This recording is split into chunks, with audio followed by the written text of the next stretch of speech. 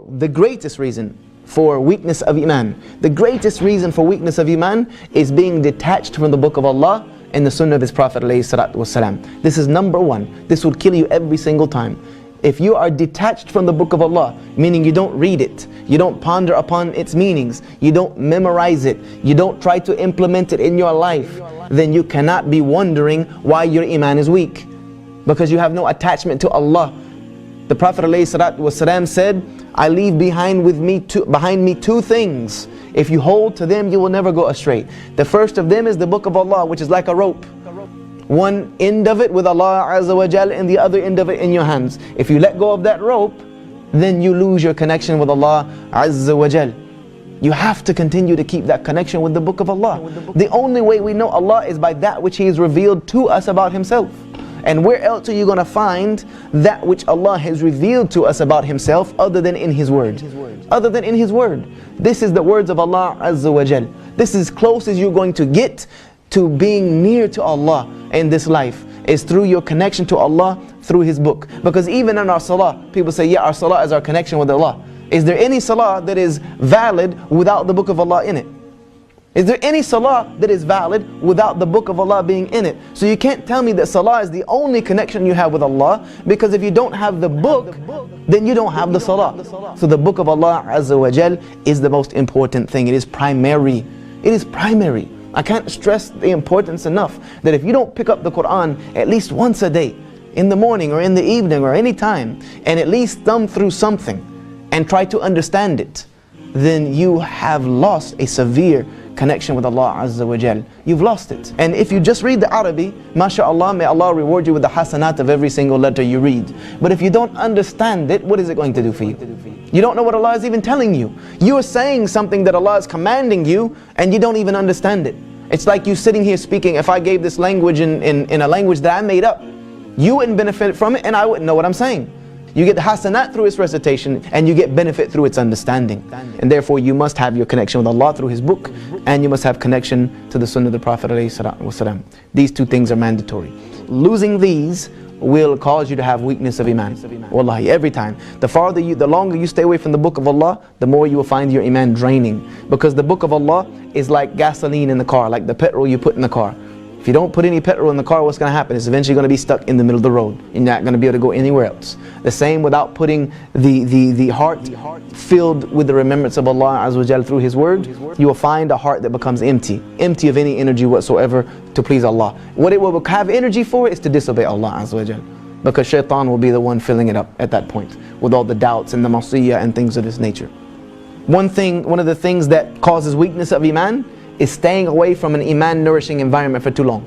Staying away from an environment that will nourish your Iman for too long will cause you to fall into sin. Because sin was one of the things that weakened the Iman. Like for instance, if you're sitting in the house of Allah Azza wa Jal, how many times do you think about sinning? Very little.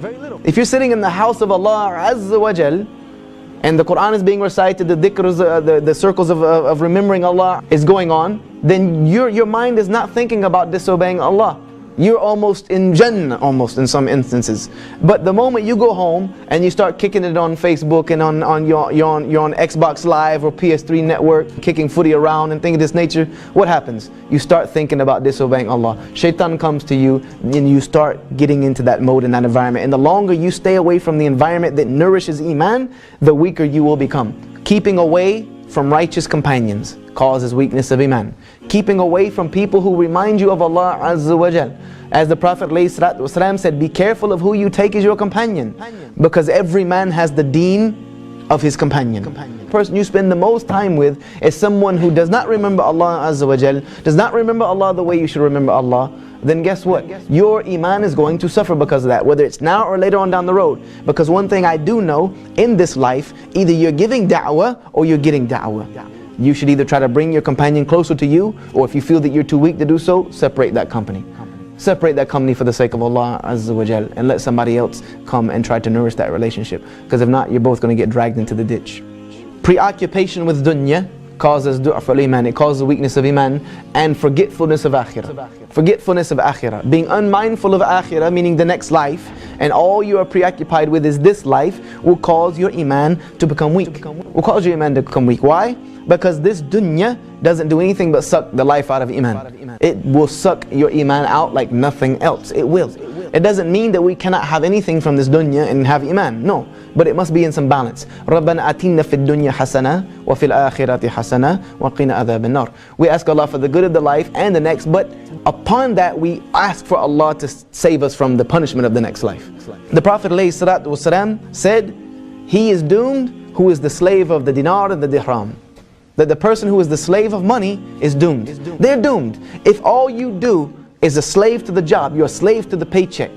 Every week you're a slave to this check. Then you're doomed. You're doomed. It doesn't mean you don't need to go out and work. You must work, but work is ibadah. You need to understand that your work is an ibadah in and of itself.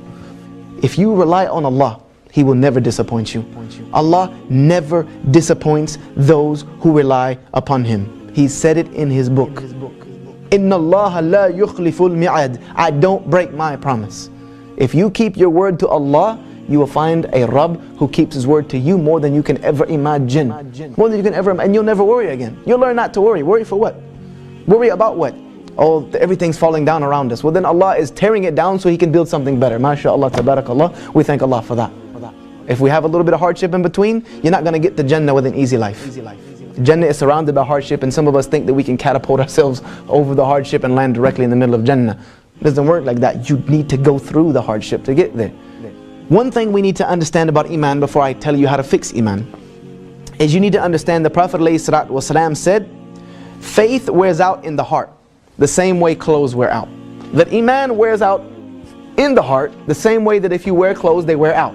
They constantly need to be cleaned and renewed, and you need to put on new ones. It constantly needs to renew. So He said, ask Allah to renew your heart.